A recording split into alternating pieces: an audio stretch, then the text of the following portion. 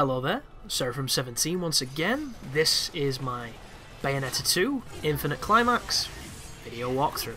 This is Chapter 11, Inferno and its ruler.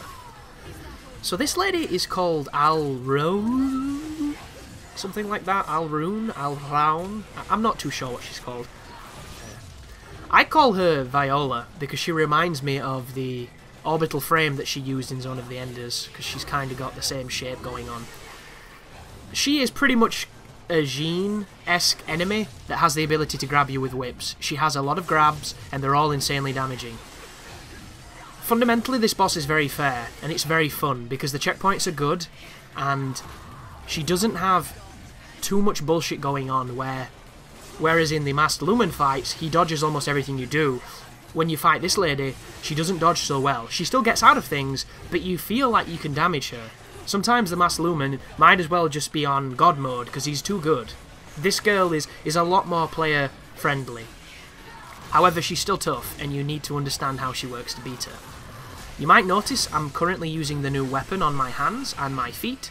These are the Salamander chainsaws.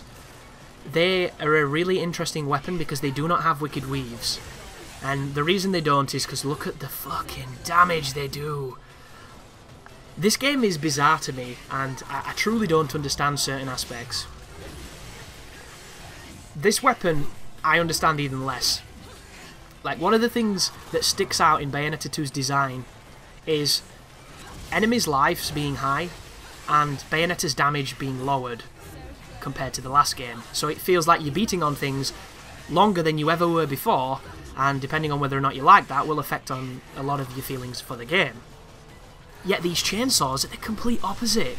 These chainsaws do wicked damage all the time, consistently. It's kind of crazy.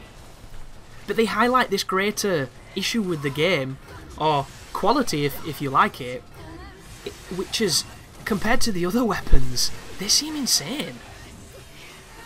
Like, from this point onwards, I'm going to still be mixing up my weapons, but I'm going to be trying to use the chainsaws a lot because they're new. And they barely have any combos. They really don't have many combos, and all of them look very similar. So they look awesome, they're very powerful, they're very fun, but they seem incredibly limited in their moveset. And I think one of my disappointments with the game, if I had to pick one and find one, as she grabs me there, I'm not a fan of the grabs. I've already said that though. Should have dodged it, but I just didn't, apparently. But one of the, as I mentioned, downfalls, if I had to be really, and I have to look hard to find them, because this game is awesome, it would probably be the limited movesets.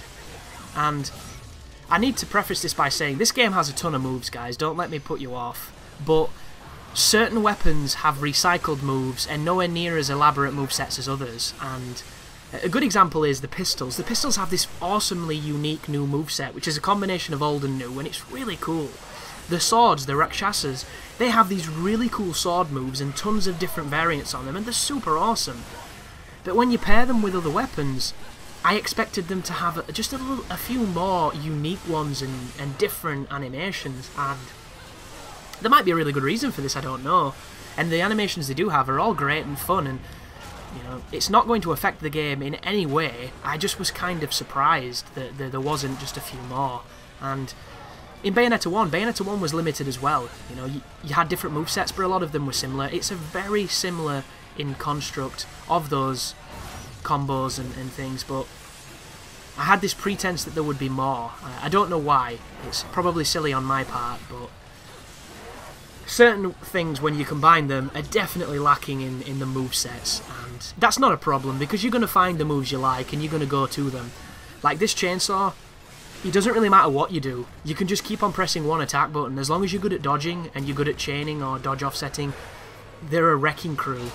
Like, I just beat that boss, and now we're on her second phase. Because I didn't use any Umbran Climax, I'm going to use it on this phase, and you might wonder why. I think the camera on this fight is horrendous. I think this is probably the worst camera on the game. And for the most, the camera is really good. It's just, this boss attacks very quickly. It has a lot of coverage horizontally, so it can hit you at some pretty crazy arcs.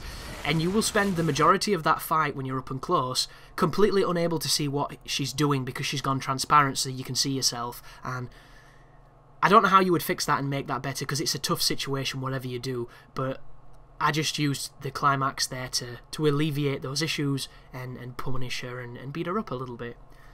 But that is the end of the video, folks. That is a really fun boss. Second phase is ruined a little bit by camera, but even then, and if you exploit the camera correctly or if you control it yourself, you'll probably have a really fun time with it. So thank you for watching, and you take care now.